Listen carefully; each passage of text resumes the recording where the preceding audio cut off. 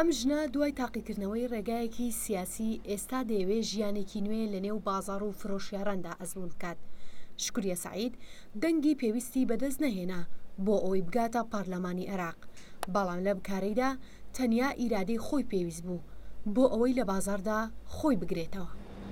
بیرم نەکرۆتەوە لێی کە ئافرەتی سیاسەتی کرد ناتوانێت کاریتر بەدەست بێنێ بە پێچەوانەوە من حەزم کردەوە بە بەردەوامی هەموو کارێ تاقیکەمەوە ئەو بیرۆکانشی کاتۆ بە مێشکمە بە تایبەتی ئەوانەی کە دژەبا بوونە بڵێن دژی کۆمەلگا بوونە نەک بۆ دژایەتی کۆمەلگا بۆ ئەوەی ببێ بە بڵین جوڵەیە کە ئەو کۆمەلگایە بگۆڕێ کە ئافرەت بەس ناتوانێت سیاسی بێت و کاری ئافرەتان بکات و لە ماڵەوە بێت و مناڵ بەخێوکە بەڵکو توانێت هەموو کاری ئەنجامدا چۆن پیاوێ بە ئازادان ناتوانێت دوکانێ دانێ و بیبا بەڕێوە و باری ئابووری خێزانی خۆی چاکە ئافرەتێکی هیچی لەوە کەمتر نییە بەعکسەوە لەوەیە زۆر بەهرەی لەو زیاتر بێ لە پیاو زیاتر بۆ بتوانێت شوێنە بەرێ بەڕێوە. هیچ کارێکی سەرکەوتو نابێ ئەگەر هاوکاری خێزانی نەبێت لە بوارەکانی کاڵی بژاردووە بە قەناعەتی من سەرکەوتو بۆ چ لە بواری کۆمەلگای مەدەنی چ لە بواری ڕێکخراوەکانی ئافرەتان چ لە بواری سیاسەتە ئەمەش وای کردووە کە جێدەستی دیار بێ. بەڕاستی من حەزەکەم باسی ئەوە بکەم لە کەرکووکە هەنێکات لەو ڕێکخراوانە تەلەفۆنی بۆکەن ئەڵەن جێدەستی زۆر دیارە کەرکووک زۆر پێویستی بە تۆ بوو حەق نەبوو کەرکووک بەجێبێڵی. ئەم کاندیدەی هەڵبژاردننی پێشوو بۆ پەرلەمانی عێراق لە کاتێکدا دێتە بازار کە قەیرانی دارایی وای لە باشووری کوردستان کردووە فرۆشیاران هەز بە کەسبوونی کڕین و فرۆشتن بکەن،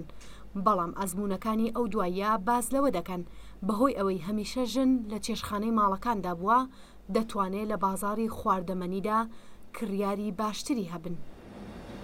حەزەکەم لە کۆمەڵگەی ئێمەیە ئافرەت زۆرتر لە بواری دەرەوەیە ئیشکا